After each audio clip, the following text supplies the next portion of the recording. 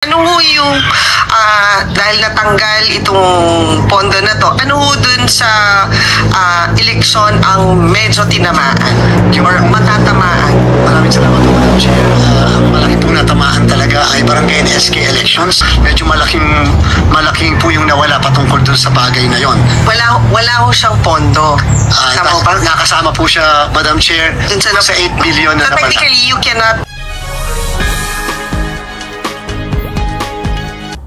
So yan guys, magandang buhay po Pilipinas, magandang buhay po Luzon, Visayas, Mindanao at sa buong mundo mga ka-showing. Sanay na sa mabuti po kayong kalagayan mga ka-showing, no? So for today's video mga ka-showing ay mayroon po tayong nakalap na balita, no? At isang video mga ka-showing na kung saan nagsalita po si COMELEC Chairman George Garcia na kailangan daw po nila ng 8 billion para po sa BSKE ngayong December mga ka-showing, dahil nabawasan daw po ng 8 billion yung budget para sana sa BSKE ngayong December. Nabawasan po ng 8 billion mahigit sa midterm and local election mga ka-showing. So panoorin po natin itong video na ito mga ka-showing, at bago pala natin panoorin, don't forget to like, share and comment mga ka-showing para po marami pong makakaalam nito. And don't forget to subscribe mga ka-showing. So ayan mga ka-showing, sabay-sabay po natin panoorin po ito. At comment down below po kung ano po ang inyong masasabi tungkol dito. Panoorin na po natin. Madam Chair, we propose a budget of 49 billion, 749 million, but the President recommended in the NEP 35 billion 470 million, or a difference of almost 14 billion 277 million. Unfortunately po, ito pong 14 billion 277 million, yung 3 billion po dito, Madam Chair, Your Honor, ay para sa national and local elections po sana, at doon po para po sa Barangay and SK election in December 2025 ay 8 billion.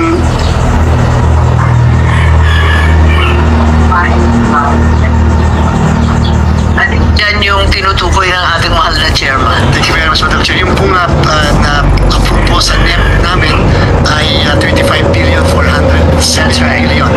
At kung i-breakdown po yung nawala po sa amin, ay yung po ay 14 billion 277 million. Yes. Sa 14 billion po 277 million, Madam Chair, ay 3 billion 62 million po yung para sa national and local elections. Yun po ay representing yung Teka, 277 million or 3 billion? Alin yung 3 doon sa billion. kinaltas na 14 billion? Opo, sa kinaltas po na 14 billion 277 million, ang para sa national and local elections po doon na nawala ay 3 billion 62 million, Madam Chair. Okay. At para naman po sa Barangay and SK election in December 2025, yung po namang nawala po sa amin ay 8 billion 299 million 728,000. Kasi alam naman ho natin na kung tutuusin, dapat yung pondo ng COMELEC ay talaga nakatuon for next year's election. So ano ho yung, dahil natanggal itong pondo na to, ano ho dun sa eleksyon ang medyo tinamaan or matatamaan? Maraming salamat po, Madam Chair. Ang malaki pong natamaan talaga ay Barangay and SK elections. Manual na halalan po yung Barangay and SK election ng December 2025. Ito po yung senaryo po dito. Nagpapasalamat po tayo sa executive sapagkat pinagbigyan po yung request namin na ang bawat presinto ay merong support staff, ang bawat electoral board members, at yung pong DSO, yung principal, ay merong 2 support staff na tutulong lalong-lalo na doon sa mga nakatatanda na boboto doon sa emergency accessible polling places po natin. Ito pong support staff at saka po ng bawat presinto ng mga teachers at 2 support staff ng mga DSO, yung principal, ay wala naman po sa Barangay and SK elections. So medyo malaking po yung nawala patungkol doon sa bagay na yon. Wala ho siyang pondo.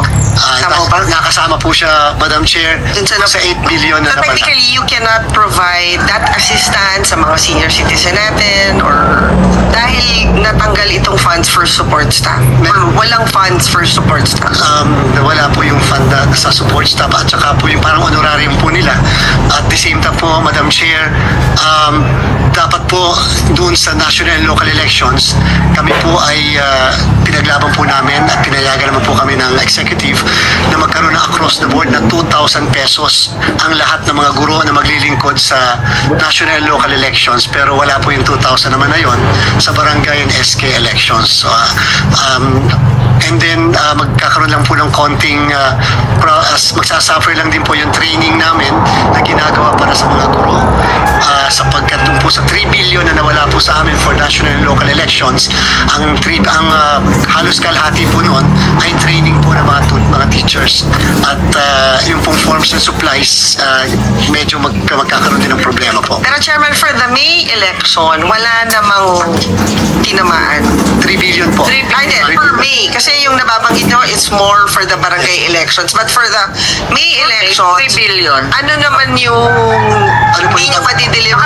Mr.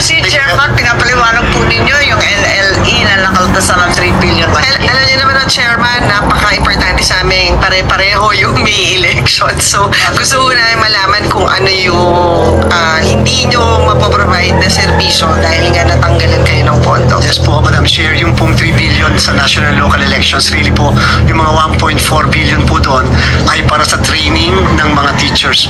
Pag po kasi tinitrain natin yung mga teachers, especially sa bawat probinsya, ay meron nagre-rent po ng place kung saan sila, pati po kasama yung pagkain, yung transportation. So medyo may konti lang po tayong problema doon. Yung pong natitira naman pong balance sa 3 billion, more on forms and supplies po yun, and voters education.